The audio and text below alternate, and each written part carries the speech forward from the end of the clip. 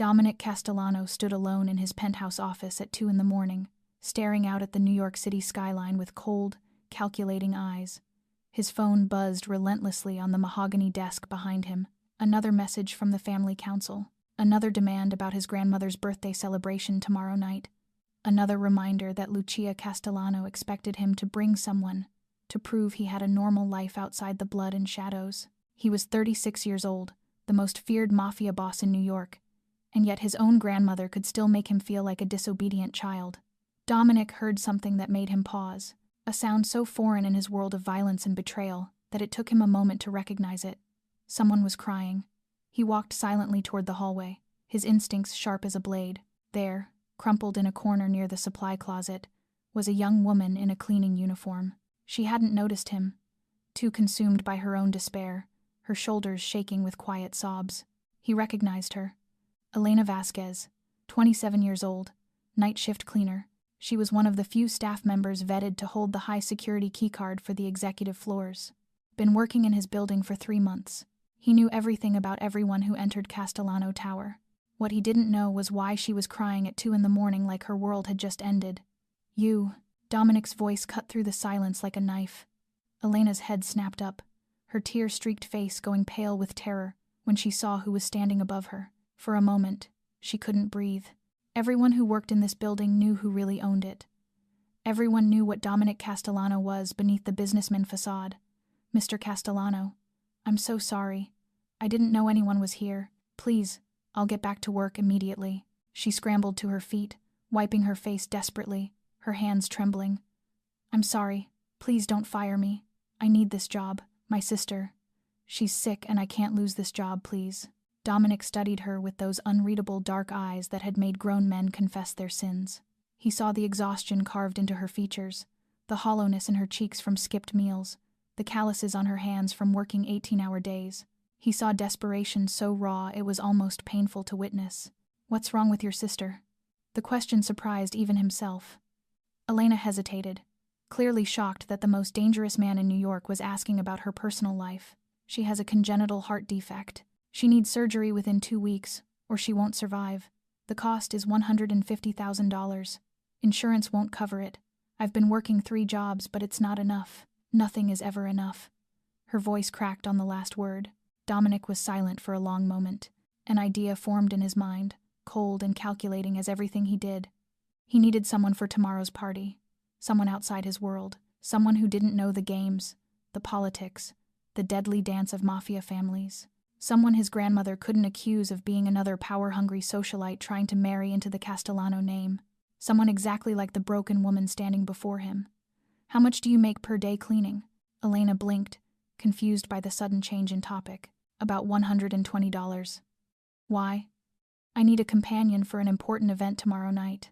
Dominic crossed his arms, his voice flat and businesslike. "I'm willing to pay you $10,000 for a few hours of your time." The silence that followed was deafening. Elena stared at him as if he had spoken in a foreign language. "I'm sorry, did you say $10,000? "Exactly. To accompany me to a party." Dominic checked his watch with the impatience of a man who controlled an empire. "It's my grandmother's birthday celebration. I need to appear with someone by my side. You just need to wear something elegant, sit at the table, smile when needed, and stay silent. No opinions, no questions, no unnecessary conversations. Just be presentable and invisible." Elena's shock slowly transformed into something else. Suspicion. Anger. "You want to use me as decoration? Like I'm just a prop to make you look normal? If you want to put it that way, yes."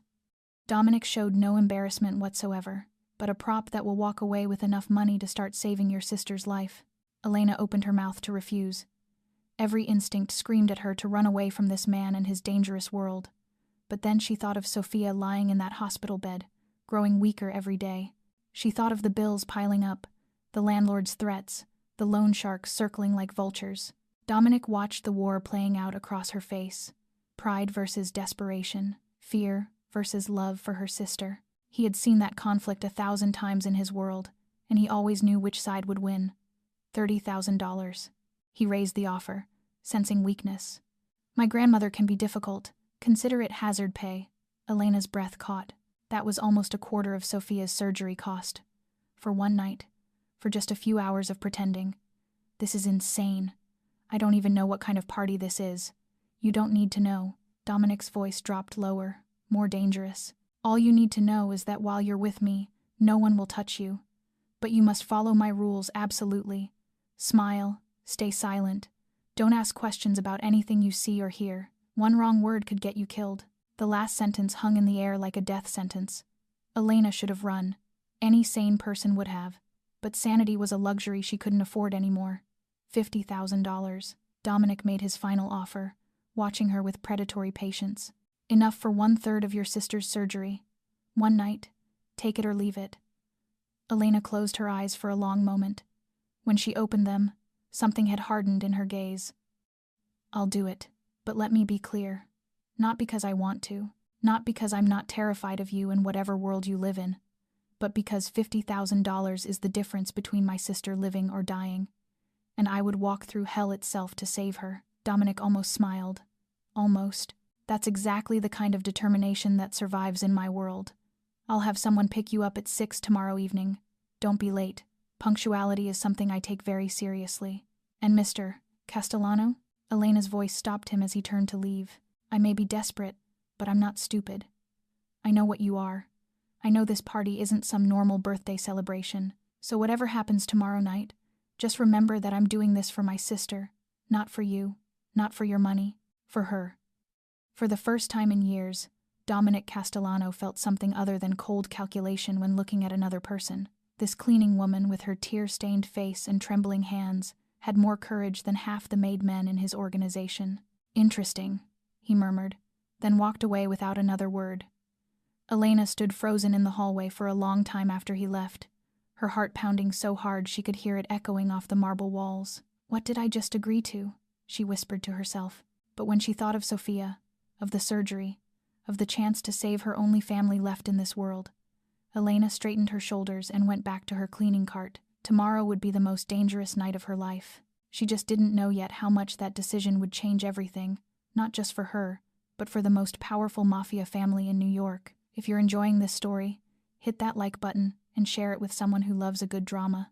Subscribe and turn on notifications so you never miss our next story. Now, let's see what happened when Elena Vasquez walked into the deadliest party in the criminal underworld.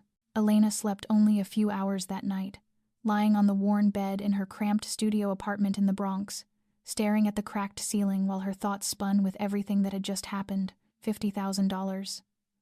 One night, the most feared Mafia boss in New York. What exactly had she agreed to? Yet every time fear surged, the image of Sophia lying in a hospital bed rose before her and swept away all hesitation. The next morning, as sunlight barely slipped through the dust-coated window, her phone rang. An unknown number. She hesitated for a heartbeat and answered.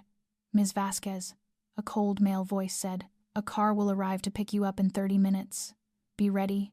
Before Elena could ask anything, the call ended. She looked down at the only clean clothes she had left, an old t-shirt and faded jeans, and sighed.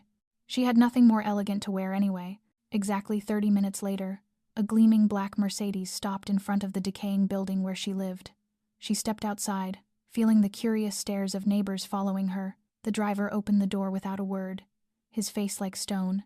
Elena slid into the back seat, the soft leather beneath her hands utterly unfamiliar. She had never ridden in a car like this. The vehicle glided smoothly through the familiar streets of the Bronx, and then entered Manhattan as if crossing from one world into another. Glass skyscrapers sparkling in the sun, luxury boutiques bearing names she had only seen in magazines. The car stopped before an elegant building with a white marble facade. A young woman in a flawless business suit was already waiting at the entrance. Ms. Vasquez, I am Amanda. Follow me. Elena followed her inside and was immediately overwhelmed. This was one of the most exclusive spas in Manhattan, the kind of place someone like her was never meant to enter. Everything pristine and luminous. The faint scent of lavender in the air, soft classical music drifting from somewhere unseen. You will receive full service, Amanda said professionally. Hair, skin, nails, makeup, everything has been arranged, and for the next 6 hours Elena was moved from room to room like an object being polished. Her hair washed, cut, colored and styled by a purple-haired man with a French accent. Her face treated with creams and serums she could not name. Her work-hardened nails soaked, shaped and painted a deep wine red. She lay there, letting unfamiliar hands work over her body, feeling as though she had fallen into a strange dream. This was not her life. Her life was lonely. Night cleaning shifts, skipped meals to save money, tears wiped away in secret when she thought of her sister in the hospital. After the spa, Amanda took Elena to a luxury fashion house on Fifth Avenue, the store completely empty as if reserved just for her. A middle-aged woman with neatly cut silver hair emerged, her eyes scanning Elena from head to toe with professional appraisal. "So this is the girl Mr. Castellano sent," she said without surprise or judgment. "I am Madame Rousseau. Let me find what suits you." Elena stood motionless like a statue while Madame Rousseau brought out dress after dress. She tried them on one by one, the soft fabric sliding over her skin like water. These gowns surely cost more than a year of her rent. Finally, Madame Rousseau chose a midnight blue evening gown, a shade as deep as the sky at true midnight, the bodice hugging Elena perfectly before flowing gently at the hem, the long train brushing the floor as she walked. Perfect. Madame Rousseau nodded with satisfaction. "It is as if it were made for you." Next came the jewelry. A black velvet box was presented, and when it opened, Elena caught her breath. Inside lay a diamond set that glittered under the lights. Necklace, earrings, and bracelet. The stones shining like tiny stars. "These are from the Castellano family collection," Amanda whispered. "You will be borrowing them for tonight." Elena's hands trembled as she fastened the necklace. She could feel its weight, not only physical but symbolic. She was wearing the property of one of the most powerful Mafia families in New York. When everything was finished, Amanda led her to a large mirror. The woman staring back left Elena stunned. That could not be her. Long black hair styled into soft waves spilling over her shoulders, skin luminous beneath subtle makeup, eyes darkened to look deeper and more mysterious, the midnight blue gown fitting her as if measured to the last inch, diamonds flickering with every breath. Elena lifted a hand to the glass, as if to confirm the reflection was real. The cleaning woman working 3 jobs a day, living in a crumbling Bronx apartment, eating instant noodles to save money. That girl was gone. In her place stood a stranger, elegant and alluring, as if she had stepped from a magazine cover. Yet beneath the flawless makeup, beneath the expensive dress and diamond jewelry, she was still Elena Vasquez, still the orphan who had raised her sister since she was 16, still the sister willing to do anything to save her family. And tonight she would step into a world that did not belong to her beside a man the entire city feared, hoping only that she would survive the night. Elena was still standing before the mirror, struggling to grow accustomed to the unfamiliar image of herself, when the door opened and a man stepped inside, tall and solid like a wall, appearing to be in his early 50s with iron-gray hair combed straight back, a sharp, angular face marked by a faint scar running along the left side of his jaw, his eyes cold and predatory like a hawk's as they swept over Elena from head to toe with such ruthless scrutiny that she felt as though she were being examined under a microscope. "Ms. Vasquez," he said, his voice low and steady like distant thunder. "I am Marco Benedetti. I will take you to see Mr. Castellano." The name struck her immediately. During the months she had worked at Castellano Tower, she had heard the other employees whisper about Marco Benedetti, Dominic Castellano's right-hand man, the most loyal enforcer in the organization. Some said he had killed more than 30 people over the course of his career. Others claimed he could make someone disappear without leaving a trace. Elena did not know what was true, but looking into those icy eyes, she believed all of it could be. "I am ready," she said, forcing calm into her voice while her heart hammered wildly in her chest. Marco did not answer at once. He stepped closer, and Elena had to fight the urge to retreat, stopping less than a meter away, his eyes locking onto hers as if searching for something beneath the surface. "Do you know what you are walking into?" he asked, his voice devoid of emotion. "A party?" Elena replied. "Mr. Castellano's grandmother's birthday." Marco let out a brief laugh that carried no warmth. "If you think this is just an ordinary birthday party, you will be dead before you finish your first drink." The blood in Elena's veins seemed to turn to ice as Marco continued, his voice now like a sentence being read aloud. "Tonight you will meet the most dangerous men in America. Men who can order an entire family killed over a single wrong word. Men who treat human lives like trash. And you, a cleaning woman who knows nothing of this world, will stand among them like a rabbit surrounded by wolves." "I understand the danger," Elena said, struggling to keep her voice steady. "You understand nothing," Marco cut in. "But if you want to survive tonight, remember what I am about to tell you." He raised one finger. "First, Never look directly into the eyes of the men there for too long. It is a challenge, and a challenge means death. He raised a second finger. Second, do not ask anything about work, business, or anything you overhear. If someone talks about things you should not hear, pretend you are deaf. A third finger. Third, never move more than 5 steps away from Mr. Castellano. He is the only shield protecting you. Without him, you are prey. A fourth finger. Fourth, if anyone touches you without permission, do not scream. Do not react. Look at Mr. Castellano. He will handle it. And finally, the fifth finger. Fifth, and most important, smile and stay silent. That is the best way to survive. Elena swallowed hard, her throat dry and bitter. Every word only deepened her fear, yet she had come too far to turn back. $50,000. Sophia. The surgery. She had to do this. I understand, she said, her voice trembling slightly. Smile. Stay silent. Do not leave Mr. Castellano. Marco studied her for a long moment. Then unexpectedly, the severity on his face softened just a fraction. You have courage, he said, his tone less cold. Mr. Castellano never chooses the wrong person. If you are smart tonight, could change your life. Change it how? Elena asked. Marco did not answer. He simply turned and walked toward the door. The car is waiting. Do not keep Mr. Castellano waiting. Elena watched his broad back disappear, then turned to face the mirror one last time. The woman reflected there, looked beautiful and refined, but her eyes were filled with fear. Elena took a deep breath, lifted her chin, and followed Marco outside. She was about to step into the den of the most dangerous wolves in this city, and she had only one night to prove that she was not prey. The black Mercedes came to a stop in front of Castellano Tower, as the sunset painted the New York sky in deep red tones. Marco opened the door for Elena, and she stepped out carefully, making sure the long train of her dress did not catch on the heels of her shoes. She had never worn heels like these before, and every step demanded her full concentration to keep from stumbling. The main lobby was quieter than usual, and Elena immediately noticed that the familiar security guards had been replaced by unfamiliar men. Larger, harder, their eyes far more dangerous. They watched her pass with open curiosity, but said nothing. Marco led her to a private elevator and pressed the button for the penthouse. When the doors opened, Elena found herself standing before the very room where she had cried like a child just the night before, but this time she was no longer the cleaning woman in a faded uniform. Dominic Castellano stood by the floor-to-ceiling window with his back to them, gazing out at the city sinking into darkness. He wore a perfectly tailored black 3-piece suit that fit his broad shoulders and tall frame with precision. His black hair slicked back to reveal an angular face carved with sharp lines as if from stone. "She is here," Marco said, and Dominic turned around. In the instant his eyes landed on Elena, she saw something shift in the depths of that dark gaze.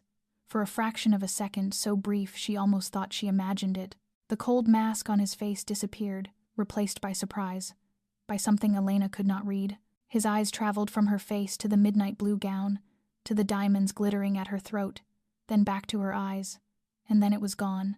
Dominic reclaimed his familiar icy expression, as though he were merely appraising a beautifully arranged piece of furniture, rather than a living person. "All right," he said flatly and distantly. "You are ready. Let us go." He stepped toward her, and Elena realized she had been holding her breath. When he came close, she caught the scent of his cologne. Warm wood layered with a faint, sharp spice. He extended his hand, and it took her a moment to understand he was waiting for her to take it. She placed her hand in his, feeling the heat of his skin through the thin glove. Her own hand was icy with tension, and she wondered if he noticed. "Remember what I told you," Dominic murmured as they entered the elevator, his voice low enough for only them to hear. "Smile. Stay silent. Stay beside me." "I remember," Elena replied, forcing steadiness into her voice. "Good." Dominic stared straight ahead as the elevator descended. "One more thing. My grandmother is very particular. She will ask you many questions. Answer briefly and politely. Do not try to impress her. She despises people who try to impress her." "I understand." They stepped out of the elevator and walked toward a black limousine waiting at the entrance. Marco took the front seat beside the driver, while Dominic and Elena sat in the back. The car glided smoothly into the night, heading toward Long Island.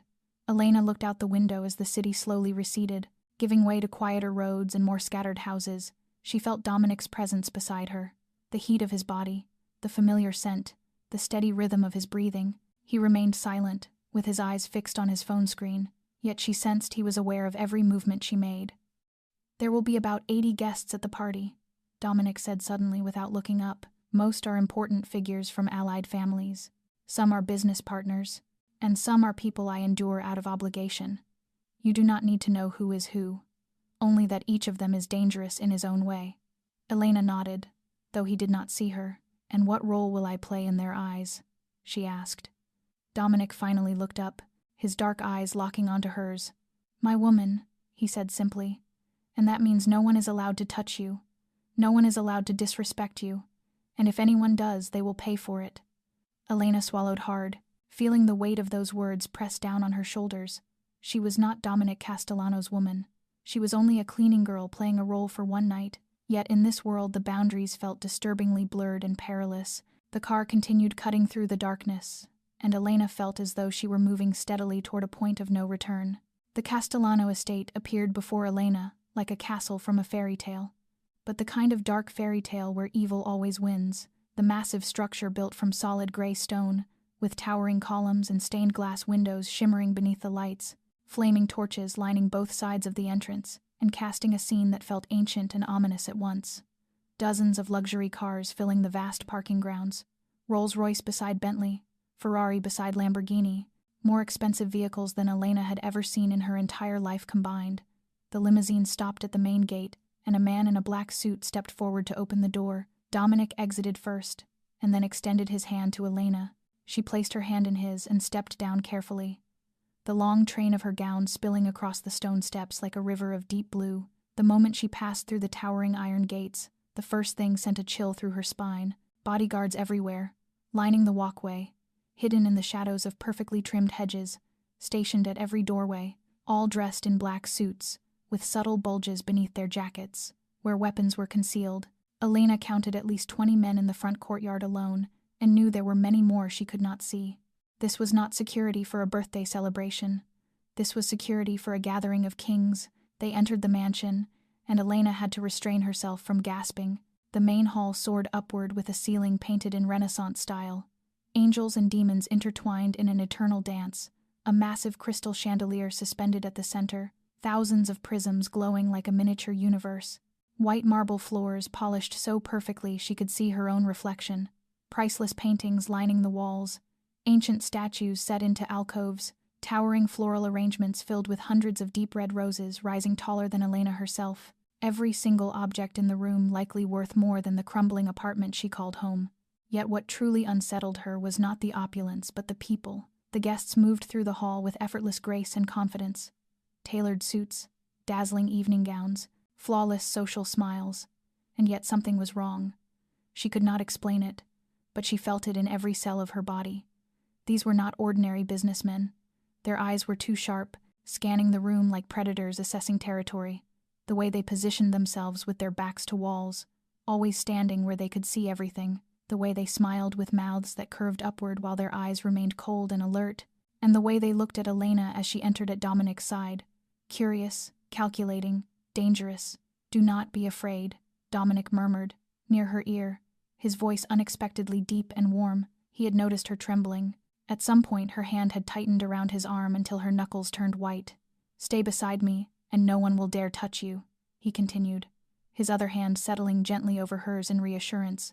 Elena looked up and met his gaze, and for a fleeting moment she saw something hidden deep within those dark eyes.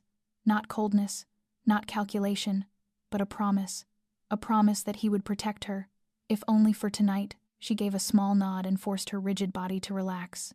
She could do this. She had to do this. For Sofia, Dominic Castellano. A voice called from behind them. "At last you have arrived." Elena turned and saw an elderly woman approaching, and she knew instantly that this was the person she would face tonight. Dominic's grandmother, Lucia Castellano, the most powerful woman in the most notorious Mafia family in New York. Lucia Castellano approached them with slow, deliberate steps that carried unmistakable authority. 80 years old, yet still retaining the aristocratic beauty of her youth, her silver-white hair swept into a precise bun that revealed diamond earrings catching the light, dressed in an elegant black evening gown, with a rare strand of soft pink pearls resting at her throat. But it was her eyes that held Elena captive, sharp as blades, cold as ice, piercing like X-rays, the eyes of a woman who had seen too much, survived too much, and could no longer be deceived. "Grandmother," Dominic inclined his head slightly, a gesture of respect Elena had never seen him offer anyone else. "Happy birthday." Lucia did not answer her grandson at once. Instead, her gaze traveled slowly over Elena from head to toe, not a single detail escaping her notice. The dress, the jewelry, the hairstyle, and most of all, Elena's eyes. The silence stretched until Elena felt she might suffocate. She forced herself to hold Lucia's gaze, not lowering her head, not looking away, though every second felt like punishment. She remembered Marco's warning about never holding someone's eyes too long, yet with Lucia she sensed that looking down would be far worse. "So this is the girl my grandson chose to bring." Lucia finally spoke, her voice low and slightly rough with age, yet still commanding. "What is your name?" "Elena Vasquez." "Ma'am," Elena replied, surprised by the steadiness of her own voice. "Vasquez," Lucia repeated as if tasting each syllable. "Spanish roots. My father was Mexican. Ma'am, my mother Puerto Rican. They are both gone." Lucia nodded once, her expression unchanged. "What do you do for a living?" The question struck Elena like a knife straight to the heart. She knew she should lie, say she was a student, an office worker, anything that sounded more respectable, but looking into Lucia Castellano's piercing eyes, she knew any lie would be seen through instantly, and lying to a woman like Lucia felt more dangerous than the truth. "I do many things, ma'am," Elena said, lifting her chin. "During the day I work at a cafe and take care of children. At night I clean office buildings. One of them is Castellano Tower." She felt the tension snap through the air. Marco, somewhere behind them, inhaled sharply. Dominic stood frozen beside her, but Elena did not stop. If she was going to tell the truth, she would tell all of it. "I work 3 jobs every day to support my sister. She is in the hospital and needs heart surgery that I cannot afford. I have been an orphan since I was 16, and I am the only family she has. I am not rich, not powerful. I have nothing except these hands worn raw by work. But I am not ashamed of that." The silence that followed was so heavy Elena could hear her own heart pounding wildly. She had broken every rule, spoken too much, revealed too much, perhaps signed her own death sentence. And then the unexpected happened. Lucia Castellano laughed. Not a polite social laugh, but a genuine one filled with surprise and delight. She turned to Dominic with an expression Elena could not read. "Dominic Castellano," Lucia said, her voice carrying both astonishment and something like respect. "For years you have brought me girls who knew exactly how to say what I wanted to hear. Venomous snakes wrapped in silk, and now you bring me a cleaning girl who dares to look me in the eye and tell me she is poor and not ashamed of it." She turned back to Elena, and this time her gaze had changed. Still sharp, still assessing, but warmed by something new. "This one is different," Lucia said to Dominic, though her eyes never left Elena. "I despise liars. I have lived long enough to hear far too many lies. But the truth, no matter how painful or ugly, is always worth more than sweet deception." She stepped closer and placed her wrinkled hand against Elena's cheek. The hand was cold, but the gesture unexpectedly gentle. "Child, I do not know who you truly are, or why you are really here, but I like you, and in this world that carries more weight than you realize." Elena could not find words. She could only nod, her throat tight with emotion and relief. She had passed the first test, but when she glanced at Dominic, she saw he was looking at her differently now, no longer cold or calculating, but curious, and perhaps, just perhaps, with a hint of admiration. The party continued, and Elena gradually grew accustomed to standing beside Dominic, smiling when required, nodding politely when introduced, and remaining silent like a beautiful shadow. She had met dozens of people within the past hour, names she could not possibly remember, and faces she knew she would try to forget the moment the night ended. Everyone was courteous to her, yet she could feel the curiosity lurking behind their polished smiles. They wondered who she was, where she came from, and why Dominic Castellano had chosen her. She was just beginning to relax, thinking perhaps the night would not be as terrible as she had feared, when the atmosphere in the room shifted abruptly, as if someone had opened a window in the middle of winter, and an invisible wave of cold swept through the hall. Conversations faltered for a heartbeat before resuming, but voices were lower now, tighter. Dominic's hand at her waist tightened, and when she looked up she saw his jaw set hard, his dark eyes stormy as they fixed on the main entrance. She followed his gaze and saw 2 people entering. The first was a man of about 60, average in height, yet radiating a dark authority, salt and pepper hair slicked back, an angular face marked by a long scar running from his temple down his left cheek, his eyes cold and merciless as they scanned the room like a serpent searching for prey. Victor Moretti, Dominic whispered near her ear, his voice ice cold. The head of the Moretti family, our sworn enemy. Tonight there is a temporary truce, but trust nothing, he says. Elena nodded faintly, her heart beating faster. Yet Victor Moretti was not the one who unsettled her most. It was the woman walking beside him. She appeared to be around 30, with a beauty as sharp as a blade, long glossy black hair, flawless pale skin, lips red as blood, a perfect figure wrapped in a tight scarlet gown. She was so stunning that Elena felt like an ugly duckling beside a swan, but beneath that beauty was something poisonous. Her eyes, when they swept over Elena, were filled with venom carefully hidden beneath long curled lashes. Isabella Moretti, Dominic continued in a whisper, and this time his voice carried an emotion Elena could not decipher. Victor's daughter and my former fiancé. The words struck Elena like a punch to the stomach. Former fiancé. This beautiful woman had once been meant to marry Dominic Castellano, and now she was approaching them with a smile, sweet as honey, and eyes cold as ice. Dominic, it is so good to see you again, Isabella said, her voice dripping with practiced sweetness, completely ignoring Elena as if she did not exist. You look as well as ever. Isabella, Dominic replied evenly, without emotion. So do you. Isabella smiled, and finally turned her attention to Elena, and the look made Elena feel as though she were being stripped bare before the crowd. Her gaze traveled from head to toe, assessing every detail with undisguised contempt. And who is this? Isabella asked, her tone sweet, yet every word a needle. Your new companion. She looks familiar. Elena felt the blood drain from her body. Isabella recognized her. Isabella narrowed her eyes, pretending to think, then suddenly clapped her hands as if remembering something amusing. Oh yes, Isabella said loudly enough for those nearby to hear. Now I remember. She is the cleaning girl from the Harrison family party last month. I remember because she spilled wine on Mrs. Harrison's dress. She had to kneel and scrub the floor for nearly an hour. Whispers rippled through the crowd, and Elena felt as though she were burning beneath dozens of curious and judgmental eyes. She wanted to disappear, to run, to escape this moment by any means. But she could not. She could only stand there, biting her lip to keep the tears from spilling. Dominic, have you really fallen this far? Isabella continued, her voice heavy with false pity. From being engaged to the daughter of a powerful family, to bringing a cleaning girl to a party. She turned to Elena, her smile glacial. Poor thing, she cannot even bring herself to speak. How much did you pay for her, Dominic?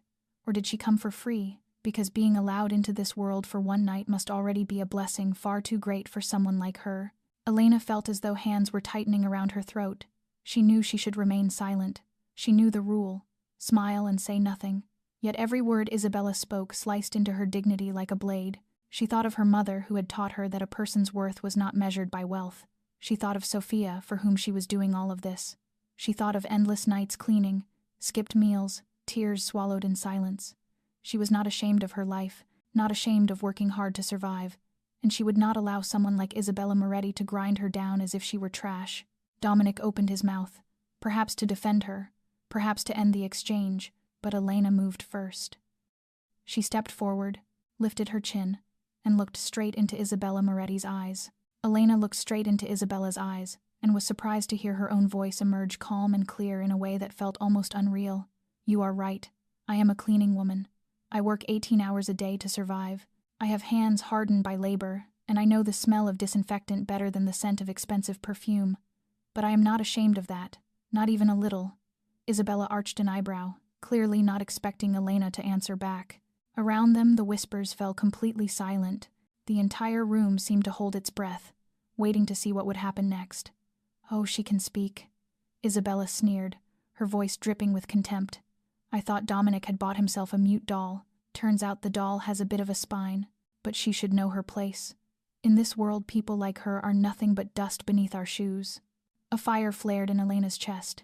She knew she was playing with fire, knew she was breaking every rule Marco and Dominic had given her, but there were lines she could not allow to be crossed, no matter the cost. You may be right about my place, Elena said, her tone still controlled, though each word cut like a blade. I am just a cleaning girl. I have no money, no power, no noble lineage. I do not even belong to this world. She paused, letting the charged silence spread through the room. But there is one thing I have that you do not, Isabella scoffed. And what would that be? Loyalty? Elena met Isabella's gaze without blinking. I may be poor, but I would never betray someone who trusted me. I would never sell out someone who loved me in exchange for power or money. I have heard that someone once did exactly that, and she lost everything, not only the man who was once engaged to her, but also her self-respect and her honor. I wonder if living like that is any different from being dust beneath someone's shoes. The room fell into a deadly silence, not a breath, not a sound, as if time itself had frozen. Elena felt dozens of eyes on her, some shocked, some entertained, some hungry for blood. Isabella stood rigid, her face drained of color, her red lips trembling without forming words. For the first time that night, the arrogance had vanished from her expression, replaced by horror and humiliation. She understood. They all did. Elena had just alluded to Isabella's betrayal 5 years earlier, when she sold information to the Moretti family and indirectly caused the death of Dominic's father, a secret everyone knew yet no one dared to mention. And Elena, an anonymous cleaning girl, had just thrown it in Isabella's face before dozens of witnesses. You filthy bitch! Victor Moretti stepped forward, his voice hissing like a snake, his eyes blazing with fury as he stared at Elena. I will cut out your tongue and stuff it down your throat. Who do you think you are to insult my daughter? He moved toward Elena, and she felt the blood in her veins turn to ice. This was it. She had gone too far. She was about to die right here in the middle of Lucia Castellano's birthday celebration, simply because she could not keep silent. But before Victor Moretti could take another step, a hand stopped him.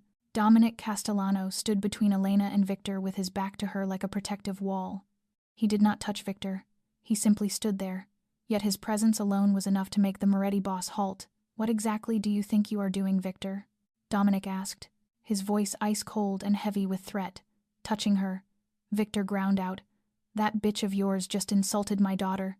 She is not a bitch, Dominic said, each word falling like a hammer. She is mine, and in the house of the Castellano family, no one is permitted to insult what belongs to me, not even you. Victor Moretti stood there, his face flushed purple with rage. But he knew he could do nothing. This was Castellano territory. This was Lucia Castellano's birthday. And Dominic Castellano, the most feared mafia boss in New York, had just publicly claimed Elena as someone under his protection. Dominic turned his gaze to the room, his eyes sweeping over every face like a blade. Let me make this clear once and only once. His voice echoed through the silence. Elena Vasquez is mine. Touch her and you touch the Castellano family. Disrespect her and you disrespect me. And anyone who disrespects me knows exactly what the consequences are. Elena stood behind Dominic, her heart pounding violently, unable to believe what was happening. This man, the cold and ruthless mafia boss, had just stepped in front of the entire world to protect her. She was only a cleaning girl he had hired to play a role for one night, yet in this moment he was treating her as if she truly belonged at his side. Victor Moretti glared at Dominic, then turned to Isabella, who stood trembling beside him. We are leaving, he hissed. I will not remain where I am insulted. He turned and walked away, Isabella hurrying after him without daring to look back. But before crossing the doorway, Victor Moretti stopped and turned his head. This is not over, Castellano, he said, his voice thick with menace. I will remember this night. Dominic did not reply. He simply stood there, cold and immovable, until the Morettis disappeared from sight. And in the silence that followed, Elena realized she had unleashed a storm she had no idea where it would carry her next. The massive doors slammed shut behind the Moretti father and daughter, the sound echoing like a gunshot that signaled something irreversible had just occurred, the tension in the room thick enough for Elena to feel she could reach out and touch it. Guests began to murmur among themselves, glances cutting toward her from every corner. She knew she had become the center of the night, and not in any way that brought comfort. Marco appeared at Dominic's side, his expression tighter than Elena had ever seen. Moretti will not let this go, he murmured, just loud enough for Dominic and Elena to hear. The truce may collapse after tonight. I know, Dominic replied with an unsettling calm, as though discussing the weather rather than the possibility of a mafia war. Increase security. Monitor every move the Moretti family makes. Report to me immediately if anything seems out of place. Marco nodded once and disappeared back into the crowd as swiftly as he had arrived. Elena stood frozen, guilt gnawing at her from the inside. She had caused this, because she could not keep silent, because of her stubborn pride, and now people might pay for it with their lives. She opened her mouth to apologize, to say something, anything. When laughter rang out behind them, Elena turned to see Lucia Castellano approaching, her eyes gleaming in a way Elena had not expected. Not with anger, but with genuine delight. "Magnificent," Lucia declared, and the room fell silent at the sound of her voice. "This is the most entertaining birthday party I have had in 20 years. She stopped in front of Elena, her sharp eyes sweeping over her once more, but this time there was no judgment or suspicion, only admiration. "This girl has courage," Lucia announced to the entire room, her voice strong and clear. "I have watched hundreds of people tremble before the Moretti family. I have seen hardened men fall to their knees begging for mercy. But this girl, a cleaning woman with nothing but her dignity, stood upright and looked our enemy straight in the eye without flinching." She turned to Dominic, the smile on her lips carrying a meaning Elena could not decipher. "My grandson, for the first time in many years you have surprised me. I do not know where you found this girl, but I like her far more than any woman you have brought before me." Dominic said nothing, only inclined his head slightly to his grandmother. Yet Elena felt the atmosphere around them shift. The whispers changed their tone, no longer sharp with judgment or disdain, now edged with curiosity, and even a trace of respect. The cleaning girl had just been publicly praised by the most powerful matriarch of the Castellano family. And in this world that was worth more than gold, "Grandmother, excuse me, I need a private word with Elena," Dominic said, his voice calm yet edged in a way that made Elena's stomach tighten. Lucia nodded, her gaze flicking to Elena with a spark of amusement.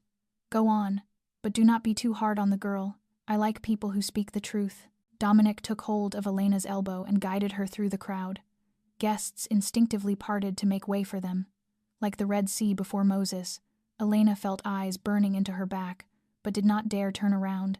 They passed through a long corridor lined with ancient portraits of the Castellano family, stern faces staring down as if in judgment. At last Dominic pushed open a door leading to a wide balcony overlooking the darkened gardens below. The cold night air swept in, sending a shiver through Elena's thin gown. Dominic released her arm and turned to face her. In the pale moonlight his face looked carved from stone, utterly unreadable, yet his eyes burned with something Elena could not name. Anger, disappointment, or something else entirely. "Do you know what you just did?" Dominic asked, his voice low and dangerous. "You just provoked a war with the Moretti family, with Victor Moretti, the most ruthless man in the underworld after myself. Do you understand the consequences of that?" Elena swallowed hard, her heart racing, but she did not lower her gaze.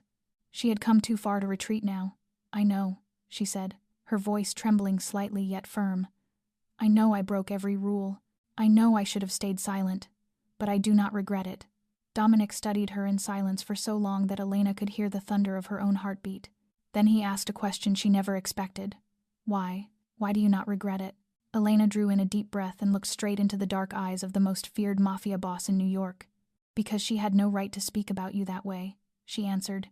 "I do not understand much about this world, but I know what betrayal is, and the woman who betrayed you has no right to stand there and humiliate anyone, not even a cleaning girl like me." Dominic stood motionless, and in the endless moment that followed, Elena had no idea how he would respond. She had braced herself for fury, for punishment, for anything, but she was utterly unprepared for what came next. Dominic said nothing.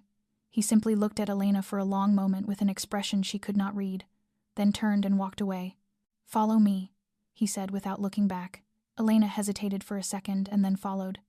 They did not return to the party. Instead, Dominic led her through a side passage and down a spiral stone staircase that opened behind the mansion. A black sports car waited there, different from the limousine they had arrived in. Dominic opened the passenger door for her, and Elena slid inside without asking where they were going. She had broken enough rules for one night already. The car tore through the darkness, leaving the Castellano estate behind and heading toward the sea. Dominic drove in silence, his eyes fixed on the road ahead. Yet Elena could see his jaw clenched tight. She did not know what he was thinking, and that uncertainty unsettled her more than the anger she had prepared herself to face. About 20 minutes later, the car stopped on a deserted beach. Moonlight shimmered across the dark water. Waves rolled gently onto the sand with a steady rhythm like breathing. There was no one else there, only the two of them and the vast sea. Dominic turned off the engine but did not step out.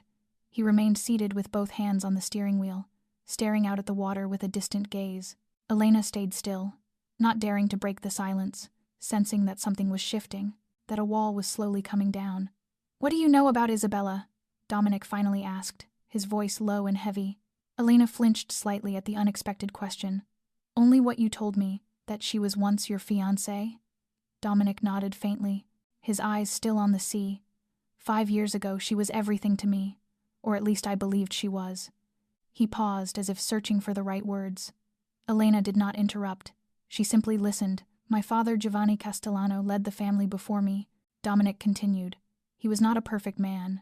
In this world no one powerful can remain clean. But he loved me. He taught me everything I know.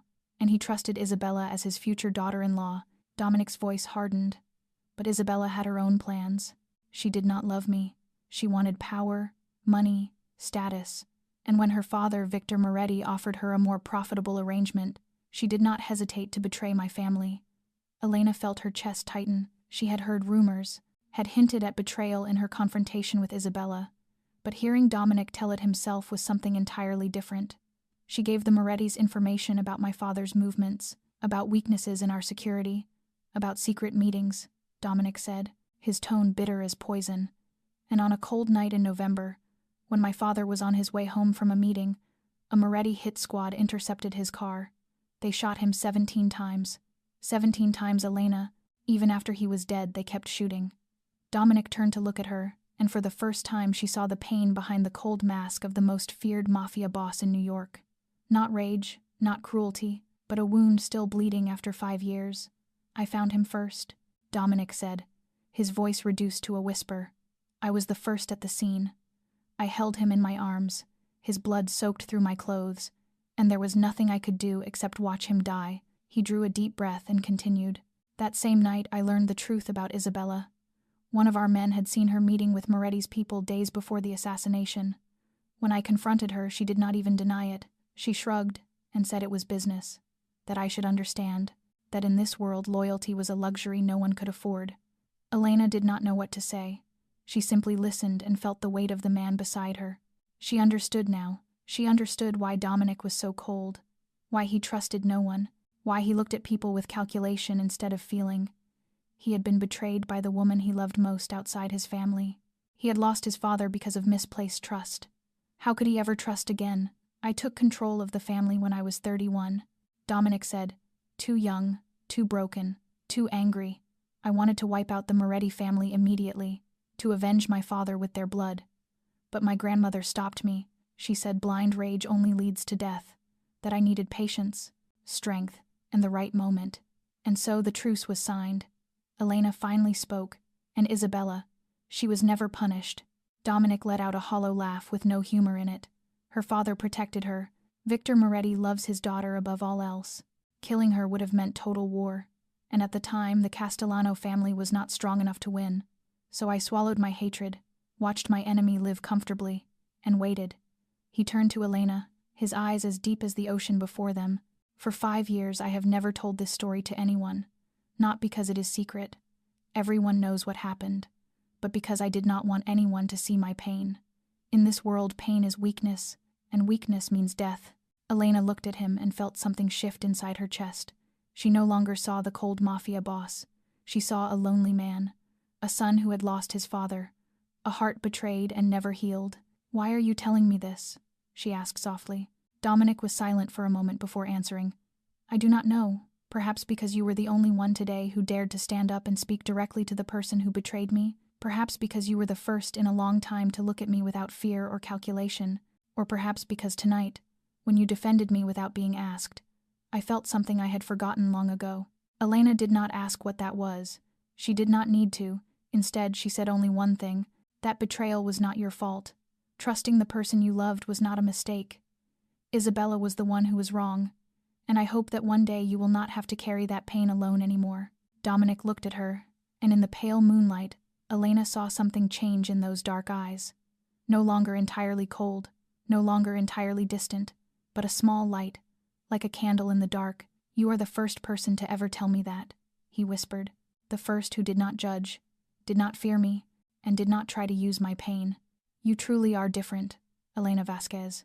And in that moment, beneath the moon and beside the sound of the waves, the line between the Mafia boss and the cleaning girl began to blur. They remained by the beach for a long while longer, listening to the steady hush of the waves and absorbing a rare calm neither of them had realized they needed so deeply, and eventually Dominic started the engine and drove back toward the city.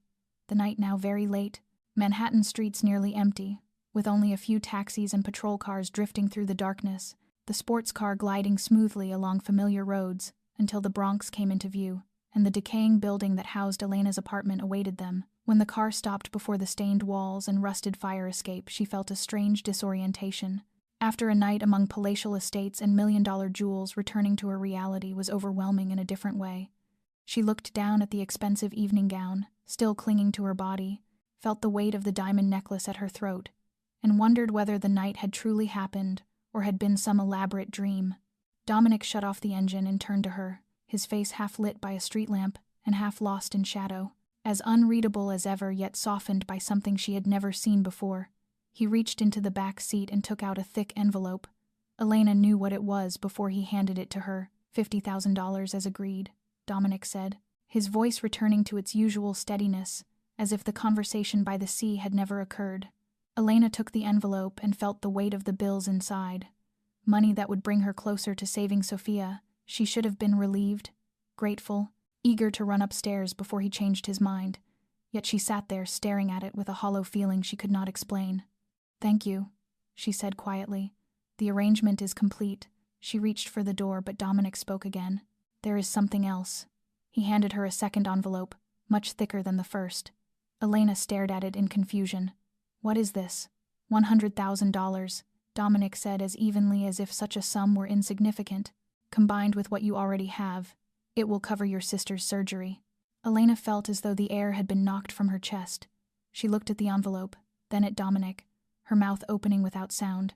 $100,000 added to the original $50,000 was enough to save her sister's life. "No." Elena pushed the second envelope back toward him, her heart aching, though she knew she had to do this. "I cannot accept it. This was not part of the agreement. I am not asking for charity."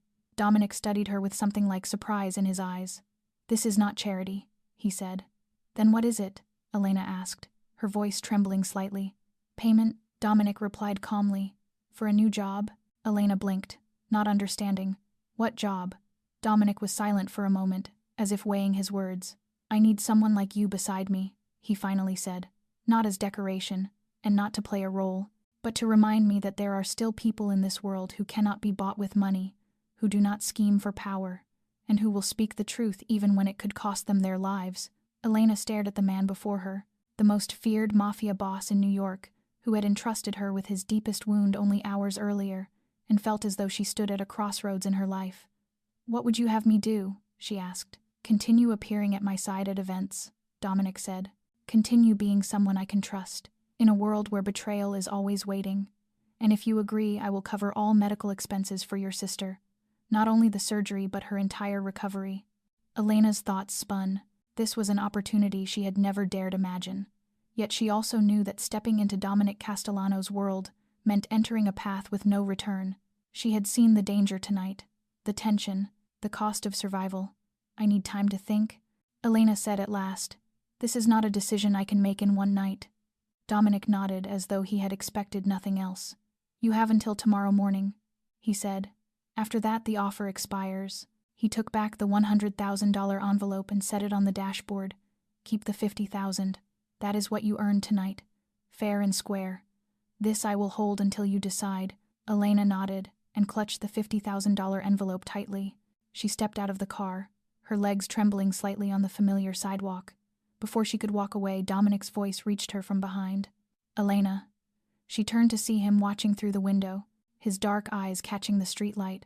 "Whatever you decide, thank you for tonight, for defending me when you did not have to, for listening when I did not deserve to be heard, and for reminding me that not everyone in this world is a traitor." Elena found no words. She only nodded and turned toward the building. She heard the car pull away behind her but did not look back. She climbed the worn stairs, unlocked her small apartment, and sat on the creaking bed with the envelope of $50,000 still in her hands. Tonight her life had changed, and she sensed with quiet certainty that this was only the beginning. Elena did not sleep that night.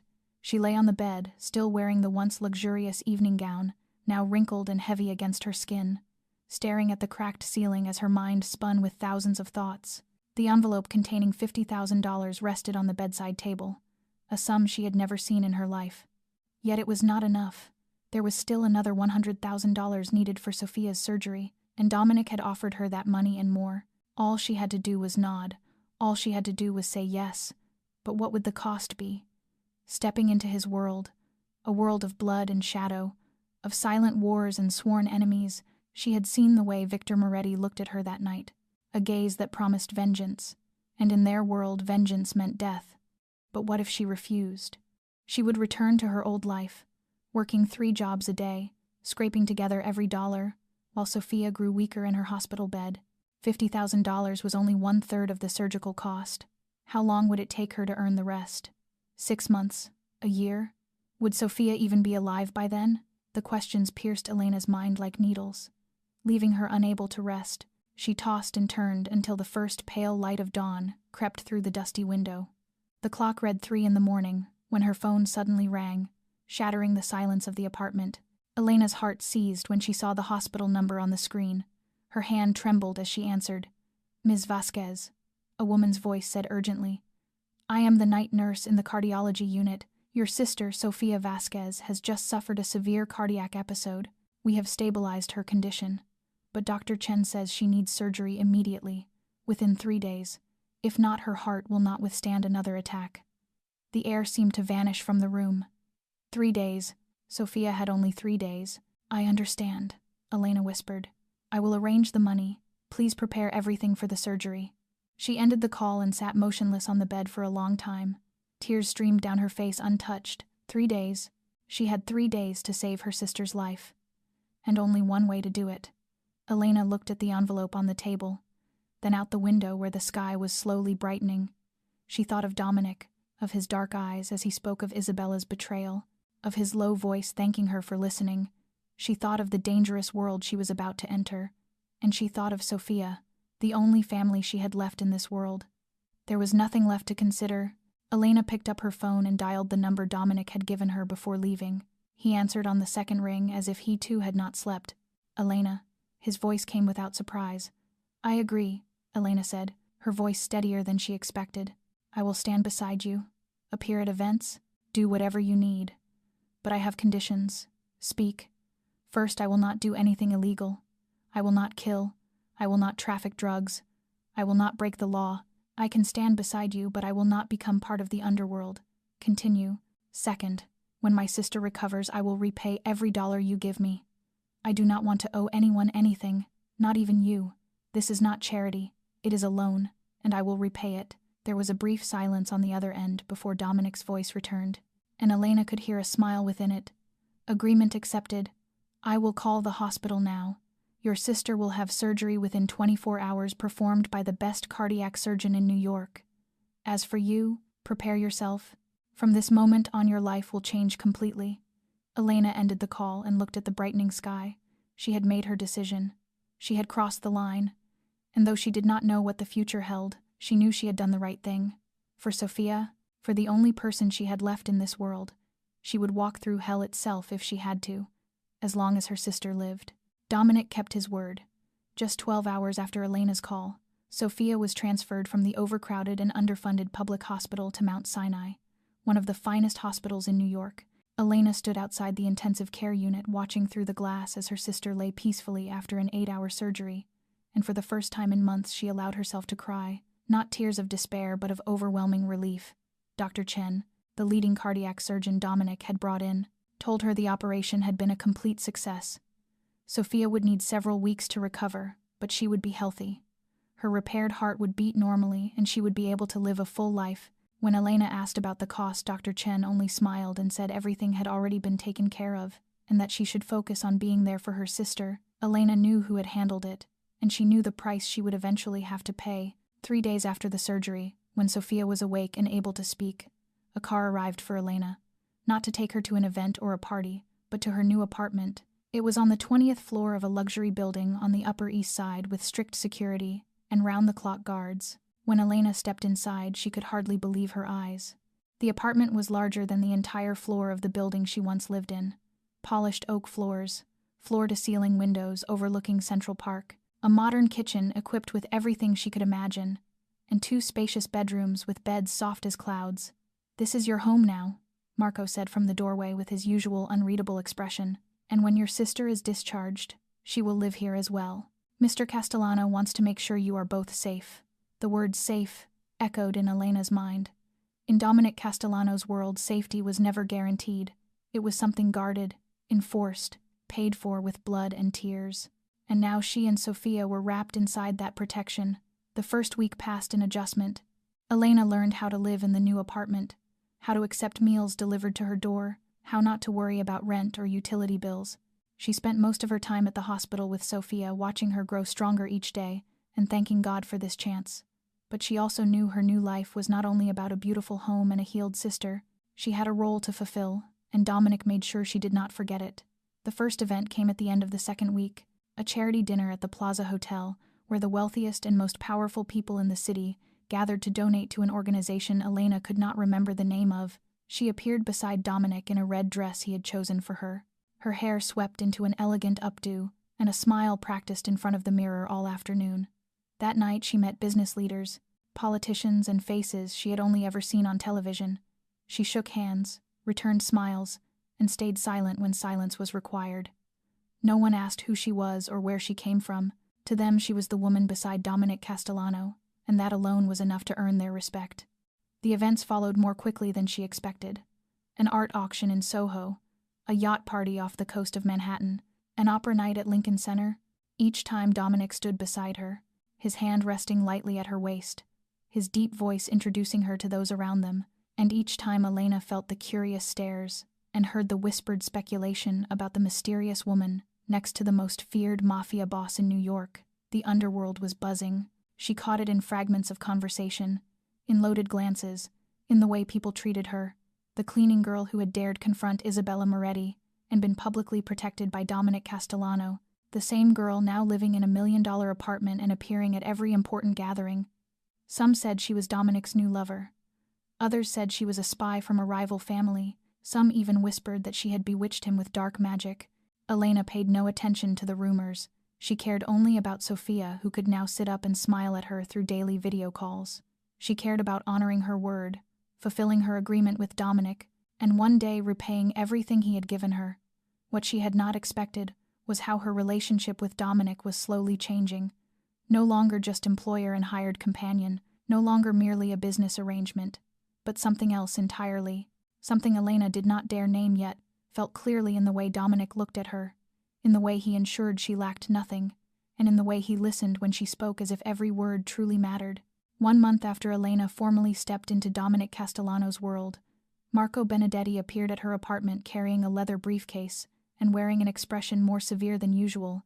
"Mr. Castellano wants me to teach you certain things," he said as he set the briefcase on the table and opened it. Inside were folders, photographs, and a small notebook. "You have lived in this world for a month now, but you still do not truly understand how it functions, and that is dangerous, not only for you, but for Mr. Castellano as well." From that day on, Elena began lessons she never imagined she would need. Marco taught her about the structure of the Mafia families, the alliances binding the Castellanos to their partners, the potential enemies and constant threats lurking beneath the surface. He showed her photographs of every significant figure, explained their position on the chessboard of power, and instructed her how to behave when encountering each of them. "Most important, never trust anyone except Mr. Castellano and me," Marco said during one lesson. "In this world, a smile can be a blade and a compliment can be poison. Those who seem the friendliest are often the most dangerous." Elena listened and memorized every detail. She learned to read body language, to recognize deception in the eyes, to sense danger before it drew close. She learned how to move through a crowded room without allowing anyone behind her, how to hold her phone so it could not be tapped, and how to tell when she was being followed. Surprisingly, she learned quickly. Marco admitted it after 2 weeks of training, a hint of surprise in his voice. "You have strong survival instincts, perhaps because you have spent your entire life surviving." The lessons did not remain theoretical. Elena was allowed to sit in on certain meetings with Dominic, silent in the corner observing how he ran his empire. She watched him negotiate with business partners, issue orders to subordinates, and make decisions in seconds that could alter hundreds of lives. She also saw another side of him: sharp business acumen, fairness toward those loyal to him, and ruthless intolerance for betrayal. One night, roughly 2 months into her new life, Elena was at Dominic's penthouse office, waiting for him to finish an important call. She was waiting inside his private office, but feeling a sudden headache. She had stepped into the dimly lit adjoining restroom to splash water on her face. Suddenly, the main office door opened. Elena reached for the handle to step out, assuming it was Dominic. But the voices that drifted through the thin gap froze her in place. It wasn't Dominic. 2 men had entered the office, believing it to be empty. "Moretti will pay double what Castellano is paying us," a male voice said, low and familiar.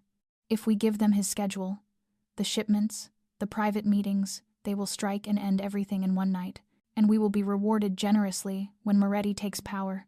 Elena held her breath, her heart pounding wildly. She knew that voice. It was Luca Ferraro, one of the men Dominic trusted, responsible for security on many critical shipments. She had seen him often in meetings where he always appeared loyal and dependable. Yet now he was discussing betrayal with someone inside Dominic's own building. "When do we move?" the second voice asked. "This weekend," Luca replied. "Castellano will be at the Brooklyn warehouse to inspect a shipment. Moretti will have men waiting there. 1 shot and it is over. Just like what they did to his father 5 years ago." It felt as though ice water flooded Elena's veins.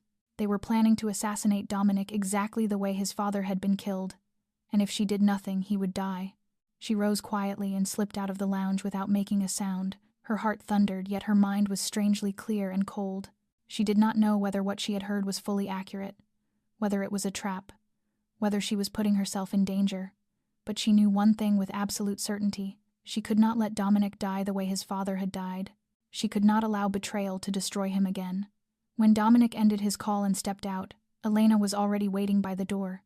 His eyes flickered with surprise at the seriousness on her face. "What is it?" he asked. Elena met his gaze, her voice low but steady. "We need to speak privately. Right now, someone inside your organization is planning to kill you." Dominic stood motionless like a statue, as Elena recounted every detail she had overheard, his face unchanged, still cold and unreadable as always. Yet his dark eyes had deepened, sharpened, grown dangerous. When she finished, he did not question her, did not doubt her, did not ask for proof. He simply lifted his phone and made a call. "Marco." His voice was ice cold. "Bring Luca Ferraro to warehouse number 7. Immediately. Do not let him know why.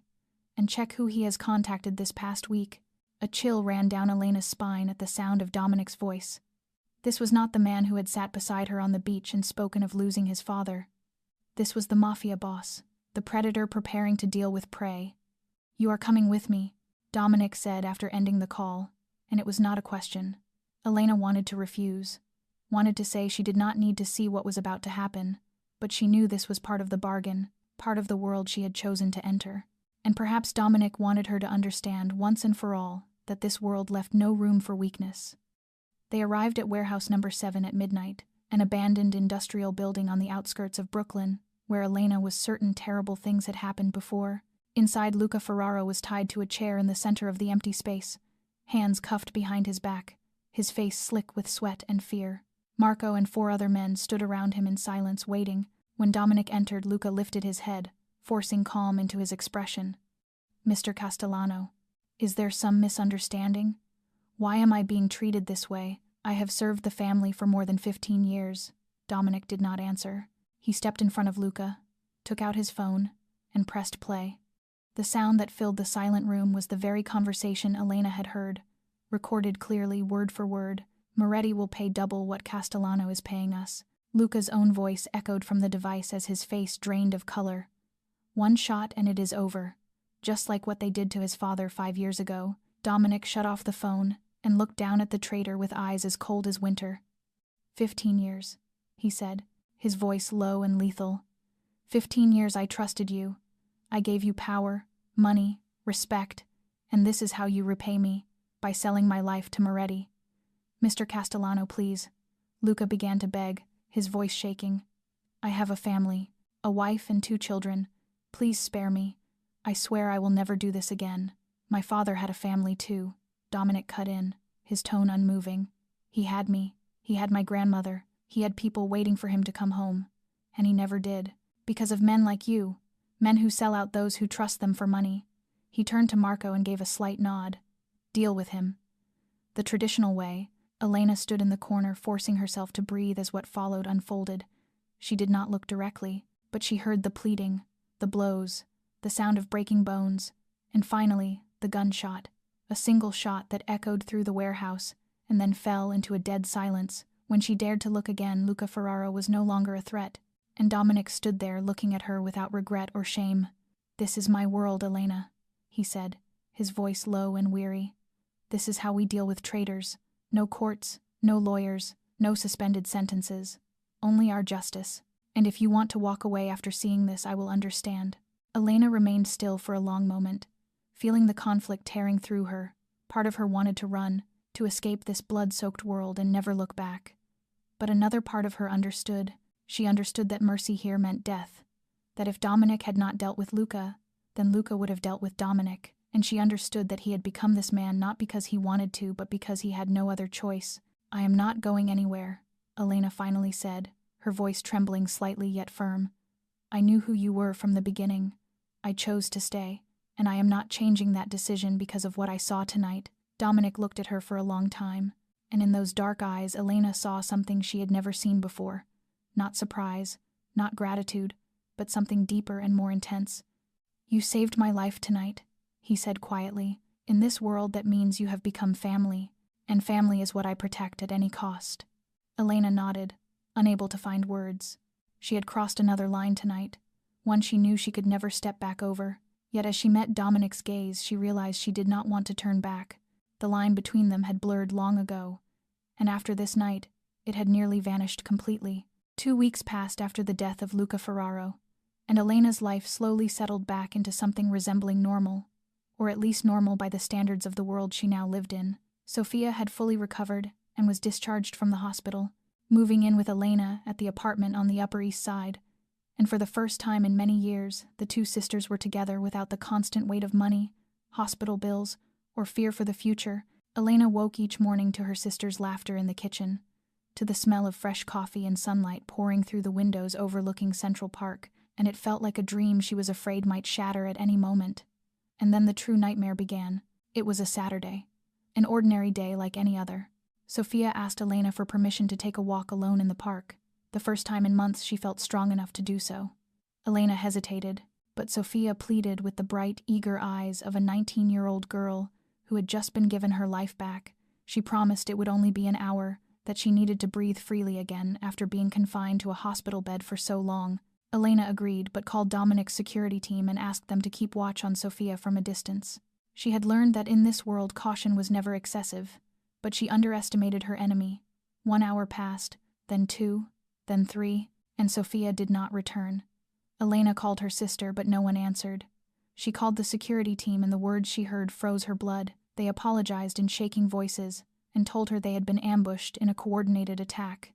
A delivery truck had blocked their path, and they were instantly swarmed by over a dozen mercenaries, using military-grade smoke grenades. Despite fighting back fiercely, they were overwhelmed by the sheer numbers and confusion. Sofia had been taken. Elena dropped the phone, her legs buckled, and she clutched the wall to keep from collapsing. No, it could not be real. She had done everything to protect Sofia.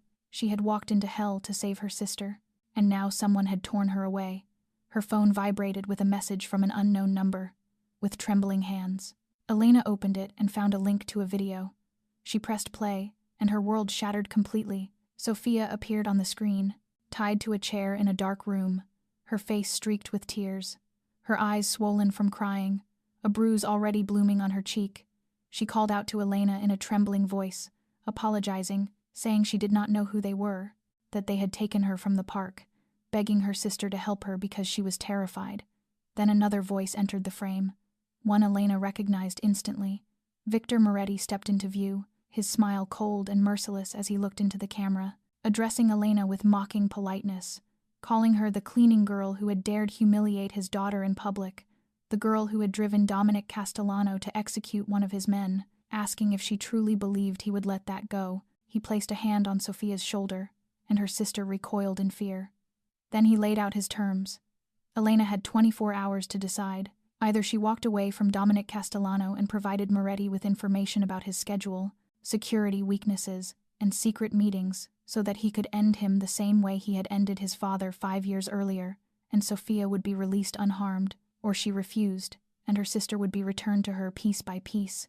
The video ended, and Elena sat alone in the darkness, her body trembling uncontrollably as tears streamed down her face. Sofia, her little sister, the only family she had left, was being held by the most ruthless enemy in the underworld, and she was forced to choose: betray Dominic, who had saved Sofia's life, given Elena a new existence, and trusted her without reason, or lose her sister forever. Elena felt herself being torn in two. She thought of Dominic, of his dark eyes as he spoke of his father's death, of his voice when he said she had become family. If she betrayed him, she would become another Isabella, another traitor who sold out the one who trusted her, inflicting the same wound that had scarred him 5 years earlier. But she also thought of Sofia, of the fear in her eyes, of her shaking voice begging for help, of all the years Elena had sacrificed to protect her and give her a future. If Sofia died, she would never forgive herself. Elena sat in the darkness for hours, wrestling with an impossible choice, crying until there were no tears left, screaming into the empty air until her throat burned raw.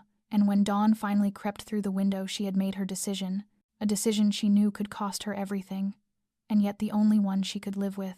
Elena arrived at Castellano Tower just as the sun was rising, her eyes swollen red from a night of crying, and her steps heavy as if weighed down by lead. She did not call ahead or announce herself. She walked straight into the elevator and pressed the button for the penthouse floor. When the office doors opened, Dominic was seated behind his desk, and she could see at once that he had not slept either. His dark eyes lifted when she entered, and for a fleeting moment, she caught a trace of concern crossing the usually cold lines of his face. "Elena," his voice was tight.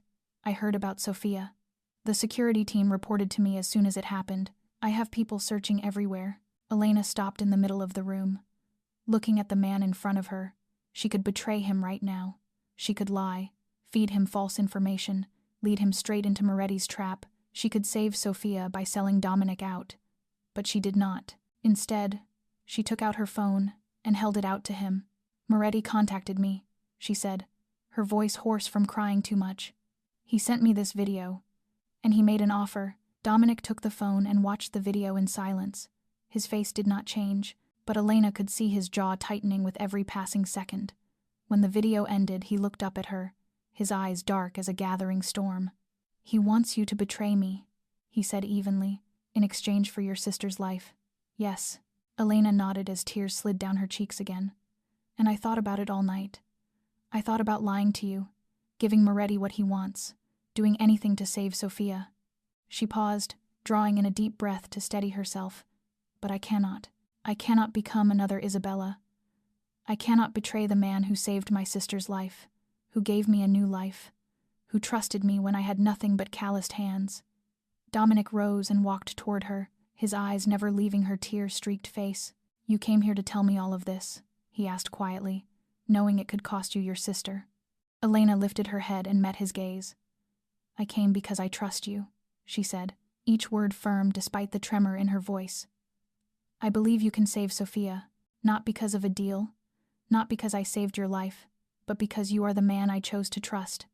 And if I am wrong, if I lose my sister because of this choice, then at least I know I did not become a traitor.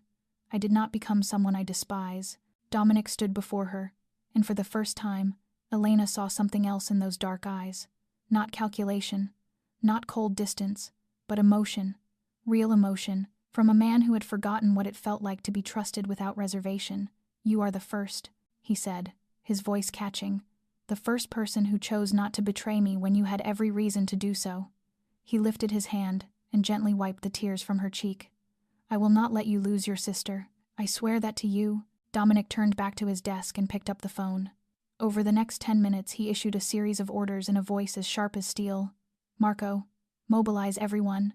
Everyone. I do not need territory guarded tonight. All resources go toward finding Sofia Vasquez." He made call after call, contacting allies, deploying scouts, activating people Elena had never even heard of. She stood there watching Dominic Castellano's empire surge into motion at full force, and she realized he was doing all of this for her, for Sofia, for the trust she had placed in him. 2 hours later, Marco called back with news. "We have a location." His voice came over speaker. "An abandoned warehouse in Red Hook, Brooklyn. Moretti is holding the girl there with roughly 20 gunmen." "This is a trap, Mr. Castellano. He wants to lure you in." Dominic looked at Elena for a long moment, then turned back to the phone. "I know it is a trap," he said coldly, "and I am walking straight into it.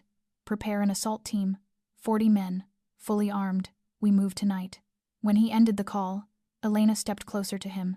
"You are going yourself?" she asked, worry threading her voice. "You know Moretti wants to kill you." Dominic looked at her, and in his eyes burned a fire she had never seen before. 5 years ago, Moretti killed my father and I could do nothing," he said. "Tonight he intends to kill someone you love, and I will not allow that to happen. Not because of a deal, not because of obligation, but because of you, Elena. Because you are the only person in this world who chose to trust me when there was no reason to do so, and I will prove that you were right." That night, the Brooklyn sky was pitch black without a single star. Dominic led a convoy of 10 black SUVs toward the warehouse in Red Hook, where Sophia was being held. Elena sat in his vehicle despite his attempts to persuade her to remain somewhere safe, but she refused because she could not sit still while her sister's life was in danger. And Dominic finally gave in on the condition that she stay inside the car until everything was over. When the convoy stopped roughly 200 meters from the warehouse, Dominic turned to look at her one last time. "No matter what happens, stay in the car," he said, his voice firm yet carrying a softness buried deep within. "Marco will protect you. I will bring Sophia back to you, I promise." Elena wanted to say something, wanted to tell him she was just as afraid for him as she was for Sophia.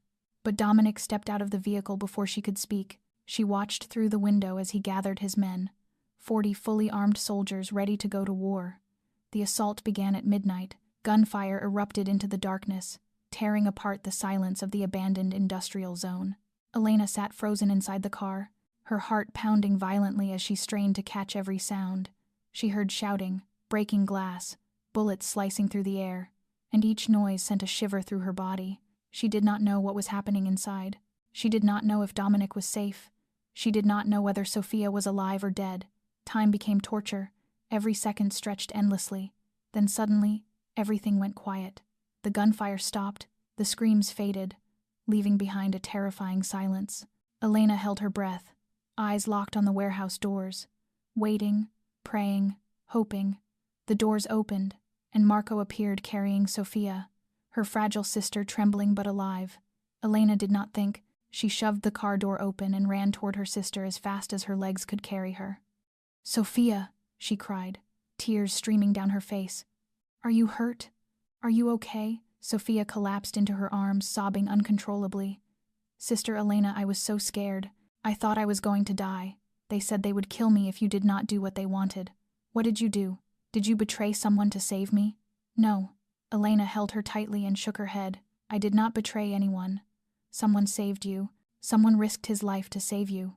She looked up, searching for Dominic among the chaos, and her heart seemed to stop when she saw him. Dominic was being supported by 2 men as they led him out of the warehouse, his white shirt soaked with blood around his abdomen, his face pale, his eyes dulled by pain. Yet when he saw Elena and Sophia, he still forced a faint smile. "Dominic!" Elena released Sophia and ran to him, fear crushing her chest. "You are hurt. You have been shot." "Just a scratch," Dominic said, but his voice was so weak, Elena knew it was a lie. "Moretti tried to shoot Sophia when he realized we had breached the building. I stepped in front of her. He coughed and blood stained the corner of his mouth. He is dead. Victor Moretti is dead. The war is over." Elena felt as though all the air had been ripped from her lungs. Dominic had shielded Sophia with his own body. He had been shot for her sister. He had nearly died for her. "Get him to the car," Elena shouted at the men around them, her voice shaking yet commanding. "Call the doctors now. I do not care how much it costs. Just save him." They rushed Dominic to a private hospital, controlled by the Castellano family, where surgeons were already waiting. The operation lasted 4 hours, and throughout it Elena never left the hallway outside the operating room. Sophia sat beside her, calmer now, comforting her older sister instead. "Who is he?" Sophia asked softly. "Why would he risk his life for me?" Elena looked at her sister, then at the closed doors where Dominic was fighting for his life. "He is the man who saved you," she said through tears. He is the man who gave us a new life, and he is the man I loved, without daring to admit it. When the surgery ended, and the doctor announced that Dominic would survive, Elena finally allowed herself to cry. She cried from relief, from fear, and from every emotion she had buried for so long. In the days that followed, she never left Dominic's bedside. She sat holding his hand, waiting for him to wake. Sophia was taken back to the apartment under Marco's protection, and Lucia visited every day, watching Elena with an expression she could not read but no longer cold. On the third day, Dominic opened his eyes, his familiar dark gaze blinking before settling on Elena's face. "You are still here," he rasped weakly. "How long have you been here?" 3 days, Elena said as tears spilled again. "You almost died, Dominic. You almost died, saving my sister. Why did you do it? Why would you risk your life like that?" Dominic studied her for a long moment, then raised his hand despite the pain to touch her cheek. "Because of you," he said simply. "Because you are the first person who made me want to live for something other than revenge. Because you are the first person who made me believe I could be better. And because I love you, Elena. I do not know when or how, but I love you." Elena cried and laughed at the same time. Overwhelmed by emotion, she leaned down and kissed him gently on lips dry from days of unconsciousness. "I love you too," she whispered. "I have loved you since the night you told me about your pain by the sea. I loved you but was afraid to admit it because I thought I was not worthy." A cleaning girl and the most powerful mafia boss in New York sounded like a mad fairy tale. Dominic smiled, and for the first time that smile reached his eyes. "Then let it be our fairy tale," he said. "A story where a cleaning girl saves a mafia boss, and the mafia boss learns how to love because of her. It sounds like a story worth telling, does it not?" The months following the death of Victor Moretti became the greatest period of transformation in the history of the Castellano family. The Moretti empire collapsed completely after losing its leader. Their allies quickly turned away, or pledged loyalty to Dominic.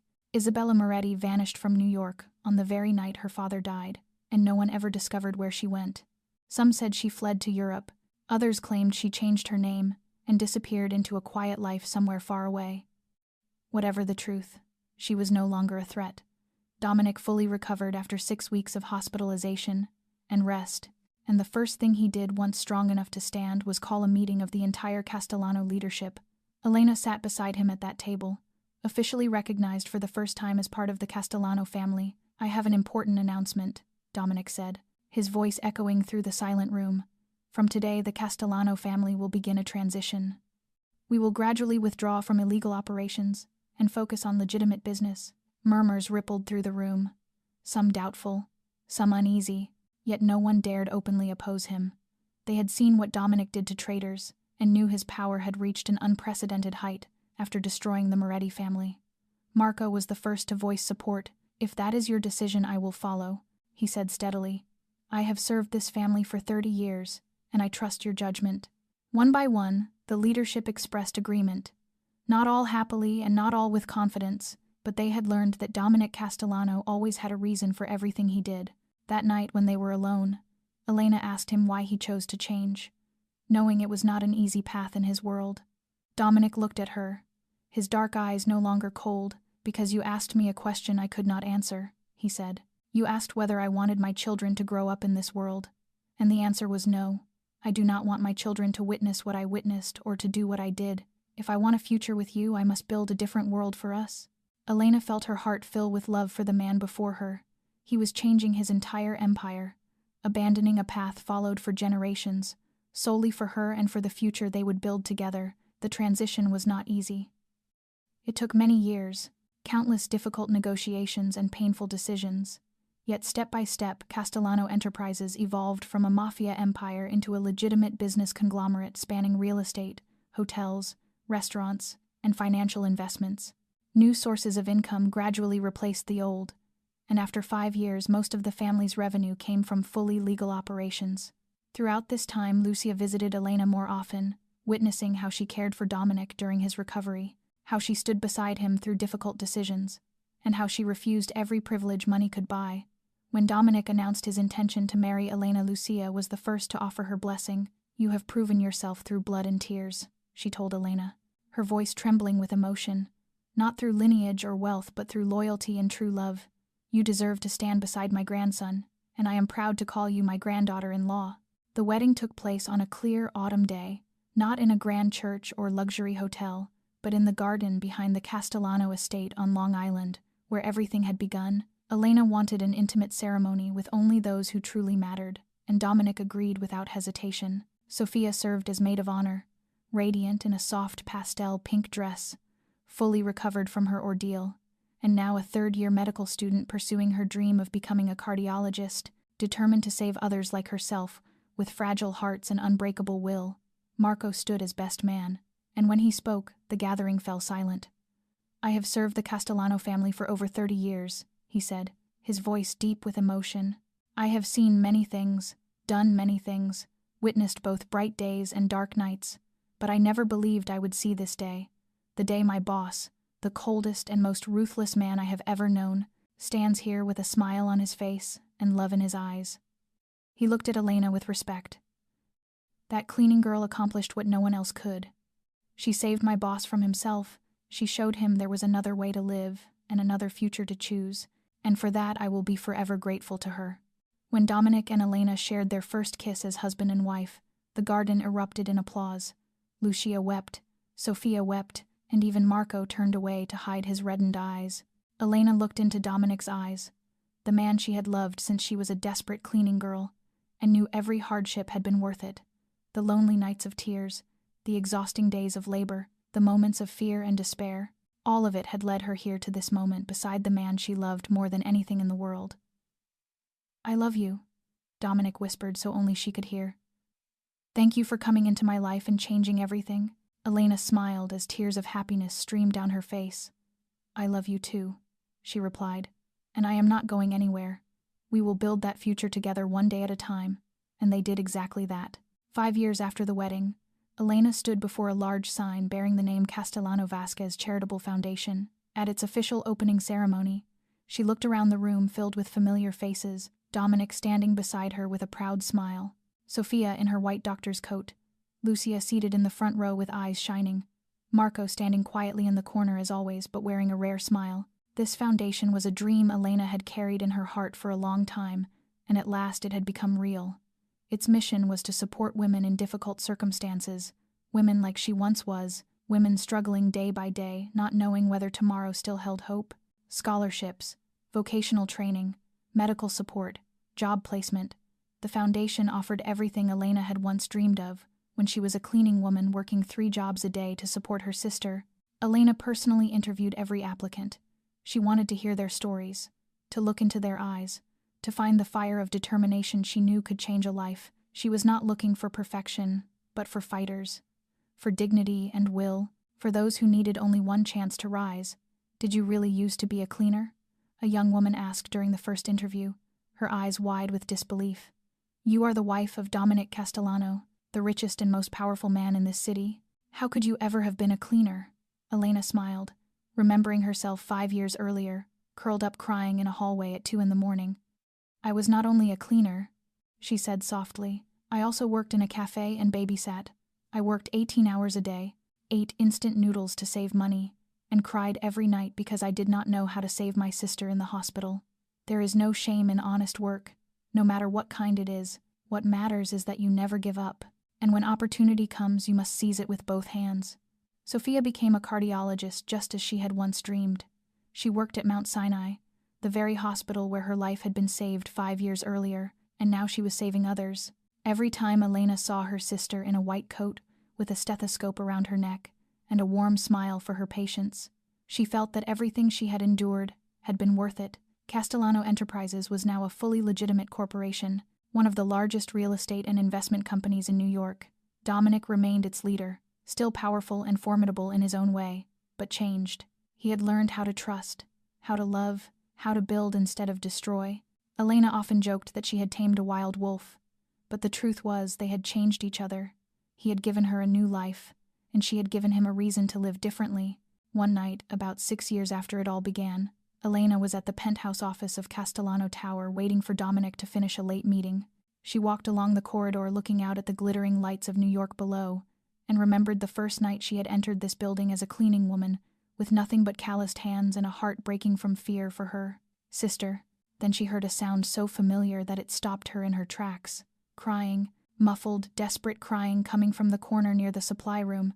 Elena walked over and saw a young woman in a cleaning uniform sitting curled up there, her shoulders shaking, her face buried in her hands. She looked about 25, dark hair neatly tied back, hands rough from hard labor, and Elena felt as though she were looking into a mirror of her own past. She sat beside the girl without speaking, simply being there.